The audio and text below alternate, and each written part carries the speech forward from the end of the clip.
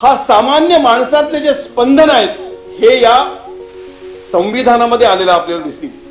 यथा राजा तथा प्रजा, ते यथा प्रजा तथा राजा. हे जे ट्रान्सफॉर्मेशन आहे सभापती महोदय, हे ट्रान्सफॉर्मेशनचा जो केंद्रबिंदू आहे, जो आधार आहे, तो सभापती महोदय हे संविधान आहे. त्या दिवशी भाईंनी याचा उल्लेख केला. मी खरं तर भाईंच्या भाषणामध्ये नंतर ते शोधत बसलो होतो. ते असं म्हणाले की या संविधानाची सुरुवात वी द पीपलनी आहे. आणि त्यांच्या भाषणानंतर मी खरंच शोधत होतो की या विषयाची मांडणी भाई नंतर करतील, पण दुर्दैवाने केवळ इथेच ते थांबले. मलाही या विषयात राजकारणात जायचं नाही, पण आम्ही सभापती मध्ये यासारखा संस्कार असूच शकत नाही. नाहीतर I am a king, my wife is queen, my son is prince, my house is kingdom.